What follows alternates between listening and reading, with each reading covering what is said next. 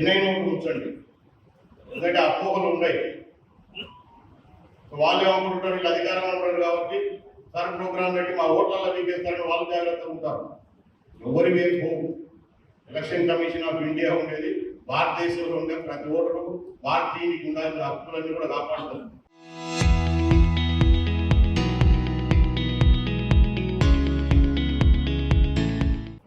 ఆలయంలో దరిద్రమైన ఆలోచన చేయమని వాళ్ళు చేస్తారు. ఇక్కడ వెళ్ళి మనం ప్రజాస్వామ్యబద్ధంగానే ప్రజల ప్రభుత్వమే వెనుకబడతాం, కానీ దుర్మార్గంగా లోకల్ బాడీస్ వస్తాయి. పోయినసారి ఏం జరిగింది, నామినేషన్ చేసే క్యాండిడేట్ ఫలానా నిలబెడతామంటే పోలీసులు ఓడడం, అర్ధరాత్రులు ఓడడం, బెదిరియడం, నామినేషన్ లేకుండా చూడడం, రాష్ట్ర వ్యాప్తంగా ఇట్లా చేసే వాళ్ళు ఇనానిమస్ చేసుకొని మేమేదో పెద్ద సాధించామని చెప్పేసి విరమిగినాము. ఇప్పుడు చేసుకో, ఇప్పుడు చేసుకోవాలి కదా మనం. ఏమైనా ఇప్పుడు ఇనానిమస్ చేసుకోవాలి కదా, ఎక్కిందే ఇనానిమస్. వికారంలో ఉన్నాం కదా గుర్తుపెట్టి చేయడం కాదు. ఇప్పుడు నేను మీలాగా తప్పుడు మార్గాలు పోను, ప్రజాస్వామ్యబద్ధంగానే పోతాను. ఎలక్షన్లు జరిగి తీరుతాయి. ప్రజలే మన పనితనాన్ని వాళ్ళు తీర్పు ఇవ్వాలి. అప్పుడే మన గుడ్డు బ్యాడ్ తెలుస్తాయి, మంచి చెడు తెలుస్తాయి. అంతేగాని అన్ని న్యాయం చేసుకొని బాగా సంఘాలు వేసుకుని తిరుగుతుంది మూడో చెప్తారు ఈ పని. అంతే కదా, ప్రజల్లో మన పట్ల ఎట్లా ఉందని తెలియాలంటే ఎలక్షన్ జరగాల. ఇన్ని మంచి పనులు చేస్తూ కూడా మనం తిరస్కరించినారనుకో, ఎందుకు జరుగుతుంది ఈ లోపం తెలుసుకొని దాన్ని సరి చేసుకుని మళ్ళీ ఎలక్షన్ జరుగుతుంది. ఇది మనం చంద్రబాబు నాయుడు గారి నాయకత్వంలో జరిగేది, పైన మోడీ గారి నాయకత్వంలో మన ఎన్డీఏ కూటమిలో జరిగేది ఈ సిస్టమే. వాళ్ళలాగా దౌర్జన్యాలు చేసి పైపించి బెదిరించి ఇంట్లో ఆడవాళ్ళు పిల్లవాళ్ళు రాత్రి నిద్రపోతుంటే లేపి 2 గంటలకు 3 గంటలకు పోయి నీ మీద ఆ కేసు పెడతాం ఈ కేసు పెడతాం ఇతర అవుతావా లేదా, నామినేషన్ ఏని కొంచెం తన్ని కొట్టి ఎత్తుకపోయి వీళ్ళు ఈరోజు ప్రజాస్వామ్యం గురించి మాట్లాడతారు. నిన్న రోడ్డు ఎక్కి మాట్లాడతారు. 2 ఏళ్ల పరిపాలన చంద్రబాబు ఏమీ చేయలేదు. ఇప్పటికి ఎన్నిసార్లు అడిగింటారో సిగ్గు మానమే లేదు. దరిద్రుడు నీ ఒక్క వైఎస్ఆర్ కాంగ్రెస్ పార్టీలోకి సంబంధించిన మీ కార్యకర్త ఎవడన్నా రోడ్డు ఎక్కి నాకు తల్లికి వందనం పడలేదని చెప్పాడా, లేదు నాకు రైతు భరోసా పడలేదని ఎవడన్నా చెప్పినాడా, లేదు మా ఆడవాళ్ళు బస్సులో ఫ్రీగా ప్రయాణం చేయలేదని ఆడవాళ్ళు చెప్పాడా?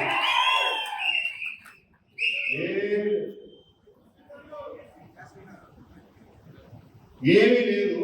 అన్ని బ్రహ్మాండంగా అందరికీ గుర్తున్నాయి. ప్రజలందరినీ మనం సమానంగానే చూసుకుంటున్నాం.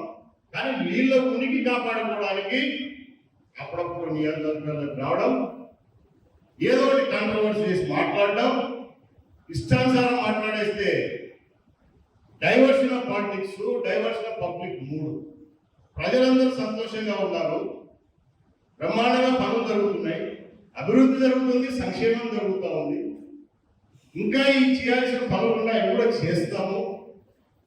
కానీ వీళ్ళు మాత్రం ఏదో ఒక రకంగా వాళ్ళ ఉనికి అంటే మేము ఉండాము.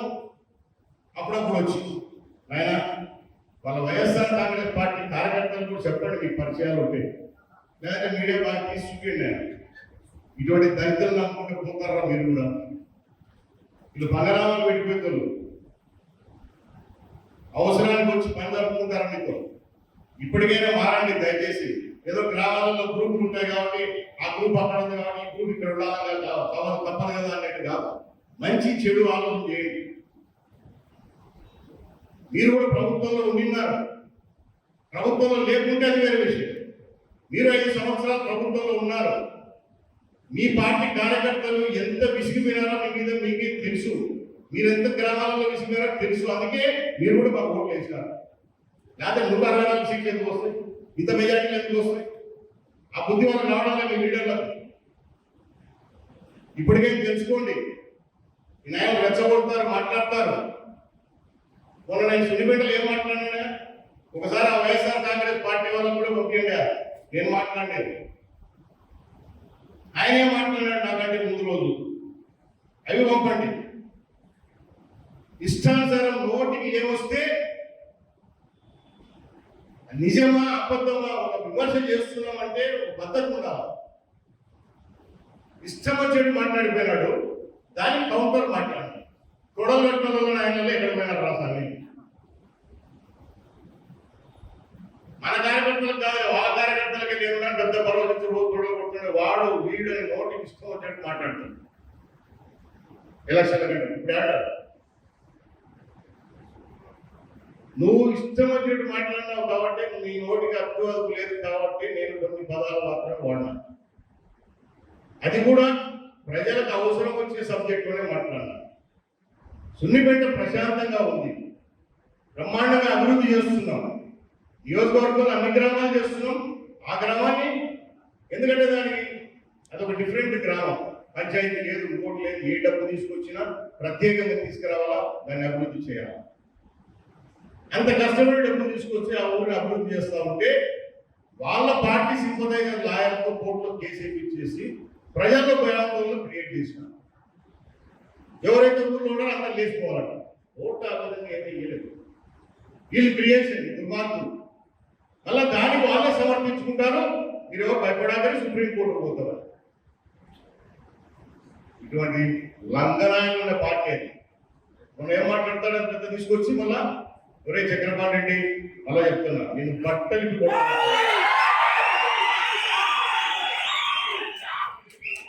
చెప్పుకోరా మనం చెప్పుకోండి. నాకెవరు లేరట, నాకు ఎవరు లేరట, ఎవరు వీళ్ళే కాదు ఊరూరులో ఇవన్నా ఈ చిన్న కొడుకు పెద్ద ఇప్పుడు తిక్కనా కొడక నా కుటుంబం ఇదిరా.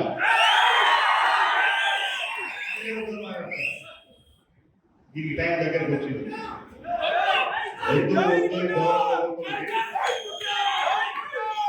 నువ్వు నీ కొడుకు నీ అన్నదమ్ములు నీ అన్నదమ్ముల పిల్లలు ఎంతమంది లెక్క పెట్టి చెప్పురా.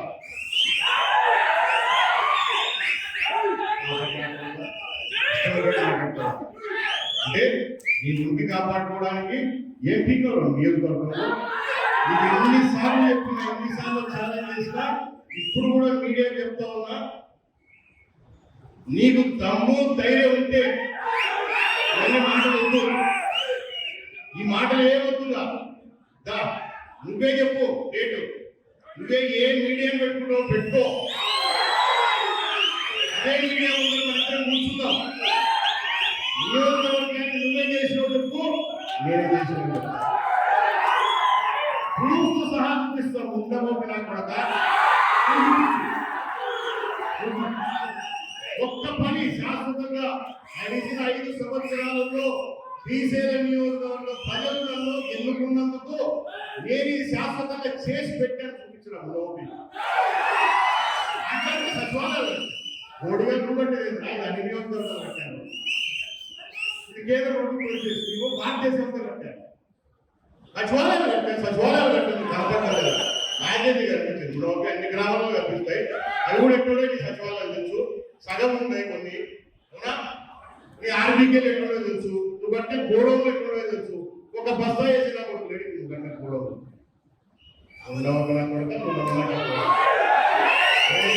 నీ ఇంటికి వచ్చి కొడతా నేను బట్టలు కొత్త ఉన్నా ఇంటి తెచ్చుకోరా వస్తాను రాడ చూడు ఇంటికాడికి వస్తాను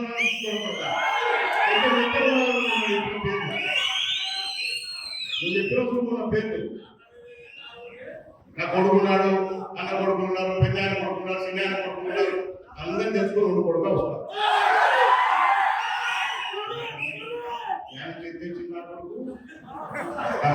అహంకారమా ఏమనుకుంటున్నావురా? వీళ్ళకి లంగనాపడుతున్నావు.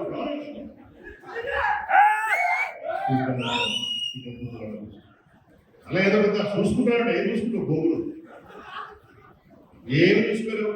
400 సంవత్సరాలు కనపడలేదండి నియోజకవర్గం. నాకు ఏడాడు వెళ్ళిపోతూ ఉంటారు. వీళ్ళకి 500 ఫ్యామిలీలు 300-400 ఫ్యామిలీలు ఉన్నారు. 400 సంవత్సరాలు కనపడలేదు. నియోజకవర్గం విడిచిపెట్టి పారిపోయినానంట. చెప్తారా పడతా మీరు పోయి చెప్పండి నా కొడుకు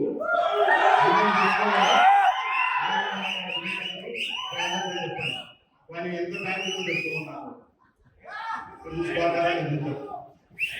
గౌరవం మర్యాద రాజకీయాలు ఉన్నప్పుడు నేను చేసిన ధైర్యంగా చెప్పుకునేది. ధైర్యం గౌరవం నాపడతాను. ఊపి ఎవరు పద్ధతి చెప్పడం, నాకు మాటలు మాట్లాడడం, ఇష్టం అని నోరు ఉంది కదా అని చెప్పి ఇష్టం అని చెప్పి మాట్లాడడం, పొద్దున్న విగ్రహాలు పంపుతాడు చూసుకుంటుండేకి మాట్లాడటం లేదు. బ్రహ్మాండం మూడవ అదే నీకు శాతం నీది ఏం శాతం సుడిపెట్టడం వల్ల ఆయన చేసేది ఏం చేస్తాడు, బ్రహ్మాత్రం చేస్తాడు. ఎవరు బ్రహ్మాత్రం? జగన్మోహన్ రెడ్డి. పరదాలకి తిరిగినాడు ముఖ్యమంత్రి ఉన్నా ఆయన బ్రహ్మాత్రం. రాజకీయాల్లో ఎట్లుండాలా? విమర్శలు చేసుకోవచ్చు, పద్ధతి ఉండాలి. దోపిడీ అంటే నేను శ్రీశైలం దేవతనే దోపిడీ చేస్తున్నాను. మనుషులు పెట్టి రోజు కమిషన్ తీసుకుంటున్నాను. ఏం మాట్లాడాలి తెలియదుగా. పోటీ చేసుకున్నప్పుడు రాజకీయాలలో అనేక పార్టీలు ఉంటాయి, పోటీలు పడుతుంటాయి. ప్రజలు ఎవరికి అవకాశం ఇస్తారు వాళ్ళకి ఇస్తారు. అంతేగాని నువ్వేదో పెద్ద నేను చూపించగల నువ్వే పెద్ద వీరుడు సూర్యుడు అనుకున్నావేమో. నీ 3వ సంవత్సరాలు నీ చరిత్రలో నాకు వచ్చినాను. ఊకి ఎందుకు మాట్లాడతావు? ఊకి నన్ను పాపనాకులు ఎంత వేసుకున్నాను, బాడినాకులు బాడినాకులు క్షణ కూడా ఉండరా. ఒకసారి చూసి చూసారంటే వాళ్ళు నేను రాదు. ఒక్క మాట నేను ఒక్క కార్యకర్తతో మాట్లాడలేదు, ఒక నాయకుడితో మాట్లాడలేదు. వాళ్ళకి కడపడు కానీ వాళ్ళ ఇంటికి పోయాను. నేను ఎవరితో మాట్లాడాను? నీ బాడినాకులు అడిగారు రావద్దు. నీ ఇంటికి వచ్చారు బాగానే ఉంది నిరసన తెలపడానికి. నీ బాడీ ప్రొటెక్ట్ చేయొచ్చు కదా. అది నీ సత్తా, నీ బాడీ సత్తా. తెలుగుదేశం పార్టీలతో పెట్టుకోవాలి, గుడ్డాల పర్సలు పెట్టుకోవాలి. అయినా పువ్వు బాగా ఎక్కినట్టుంది. ఇలా దిగినట్లేదు నీకు తీసుతో కొడతా తీసుకొచ్చుకోరా. మీరు కూడా వినాయకుని ఇక్కడ పనులు చేసేది అన్ని తప్పుడు మార్గాలే. మంచిది అనేది తెలియదు వాళ్ళకు, మంచి అనేది తెలీదు. కొంతమంది అంటే తిక్కులు పాపం ఓట్లు వేస్తున్నారు కాబట్టి వీళ్ళ శాస్త్రాలు తెలక నీ ఓటు వద్దుకోవాలంటే వేస్తారు కొంతమంది. అట్లా ఉన్నారు కాబట్టి వీళ్ళు పెద్ద నేను పొడుస్తున్నా నా సర్వీస్ చూసి నా సేవ చూసుకొని చేస్తాను. నువ్వు కాబట్టి మూడు కింద కూడా వచ్చే వాళ్ళు కూడా వేస్తారు. ఈ పార్టీలో టికెట్ నీకు కాకుండా గోవనిస్తే వాళ్ళు కూడా వేస్తారు. నిన్ను చూసి కాదు ఓట్లు వేసి ఇక్కడ మమ్మల్ని చూసేసి ఓటుకున్నారు. నిన్ను చూసి ఏమో ఓటు కూడా పడదు. ఈ బిడ్డకు మమ్మల్ని చూసి పడే ఓట్లే దండిగా ఉన్నాయి తెలుసుకోండి. రే మీరందరూ జాగ్రత్తగా ఉండరు. ఇక మీద బాగా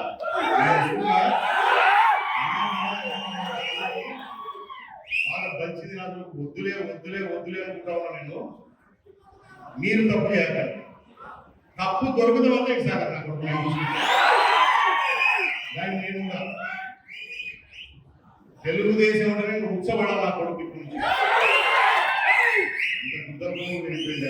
కార్యకర్తలు పెట్టుకుంటే చూద్దాం నా కొడుకు కథ. మన నియోజకవర్గం చెప్పలే వాళ్ళు తెలుసుకున్న కథ. వాడు వైఎస్ఆర్ వాడు తెలుసుకొచ్చుకుంటాడు కదా. ఆయన చాలా పెద్ద కుటుంబం.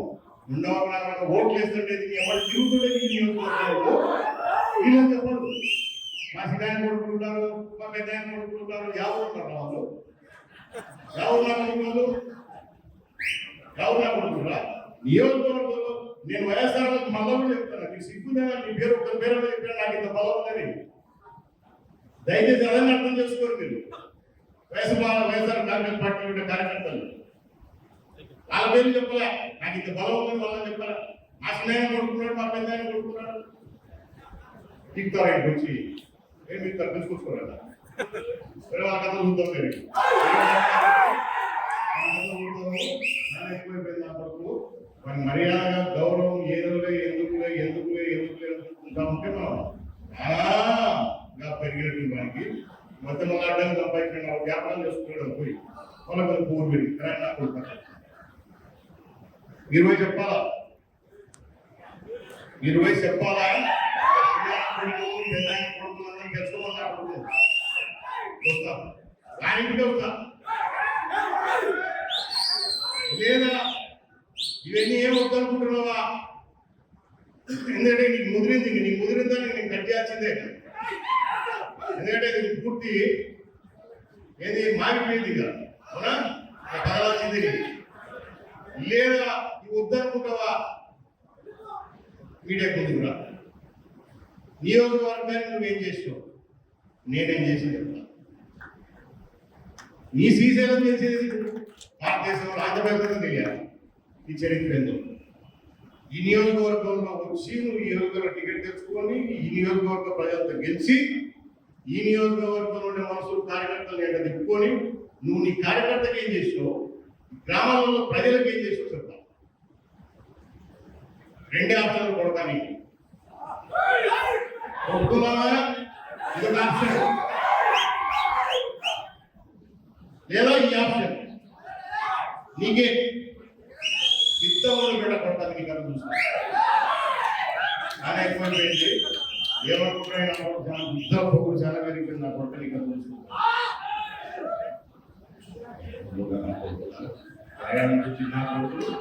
నా ప్రజలకు అన్యాయం చేసుకుంటా అవునా ఏదో దిక్కుల కొంతమంది దాన్ని నెమ్మడి పెట్టుకుని తిప్పుకుంటా కొద్దిగా వీపుకుంటున్నా వాళ్ళు చూసుకోగలరా మన గుడ్డ అంటే ఏందో. నేను కూడా వద్దనుకుంటుంటే నాకు ఆపేది లేదు చెప్తున్నా, ఆపేది లేదు.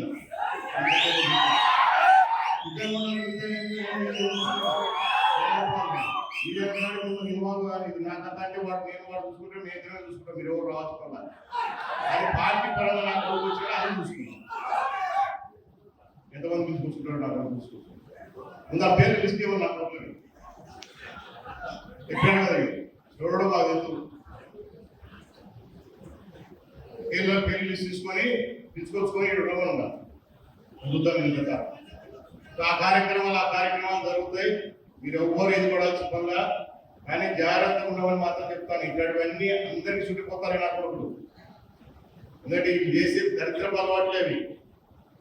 మన నియోజకవర్గంలో తెలుగుదేశం వ్యవసాయానికి లేనిపోరు వల్ల చుట్టి ఈయన దిగపోతారు. అక్కడ జాగ్రత్తగా ఉండండి. మీరు భయపడాల్సిన పని లేదు కానీ విషయం ఏదైనా జరుగుతూ ఉంటాయి. ఎందుకంటే ఇక్కడ మొదలవుతాయి. ఇది మాత్రం మొదలుపెట్టాలి. నేను కొంచెం జాగ్రత్తగా ఉండండి. అవసరం వచ్చిన కంటే దేనికైనా సిద్ధమే. ఈ కథలో తెలుసుదాం. దయచేసి ఈరోజు ఈ కార్యక్రమం ఏదైతే మనం పెట్టుకున్నామో దీని మీద కాన్సన్ట్రేషన్ చేయండి. ఇటువంటి దరిద్రం బయట పంపాలంటే చాలా అవసరం. దీని మీద కాన్సన్ట్రేషన్ చేయండి. ఖచ్చితంగా ఈ నెల రోజులు మీరు తిరగాల. దీని తర్వాత రోజు మీరు 50 అప్లికేషన్లు ఇవ్వచ్చు. ఆ ప్రసక్తి ఉంది. ఇప్పుడు ఓటర్ జాబితా ఒకసారి ఫైనల్ అయిన తర్వాత అప్పుడు మళ్ళీ ఏదైనా మార్పులు చేసుకుంటే అప్పుడు 10 మాత్రమే ఇవ్వడానికి వీలు అవకాశం ఉంటాయి. కాబట్టి అన్ని గ్రూపులోకి వెళ్ళి చదువుకోండి. ఈ గ్రూప్ క్రియేట్ చేస్తారు.